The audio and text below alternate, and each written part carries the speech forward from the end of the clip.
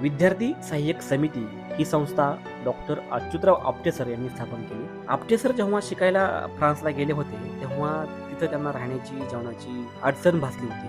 त्यावेळी तिथल्या दानशूर लोकांनी मदत केली. त्यांच्या एक लक्षात आलं, पुण्यात पण ग्रामीण भागातली गरजू गरीब मुलं शिकायला येतात. अगदी 2 विद्यार्थ्यांच्या पासून सुरू झालेला हा प्रवास आज 1200 विद्यार्थ्यांपर्यंत पोहोचला आहे. या वसतिगृहात स्वच्छता, श्रमप्रतिष्ठा, स्वावलंबन ही त्रिसूत्री अवलंबलेली आहे. विद्यार्थ्यांचा व्यक्तिमत्व विकास व्हावा यासाठी 4 तास काम, कमवा शिका, पाल्यपालक योजना, योगासनं इत्यादी वेगवेगळे उपक्रम राबवले जातात. अलीकडच्या काळात समितीला युवा परिवर्तनाचे केंद्र म्हणून देखील ओळखले. या वसतिगृहात राहून असंख्य विद्यार्थी राहिले, घडले, शिकले, पुढे गेले आणि आपापल्या क्षेत्रात नावलौकिक मिळवलं. तर अशाच काही माजी विद्यार्थ्यांच्या निवडक सक्सेस स्टोऱ्या आपण इथे ऐकणार आहोत.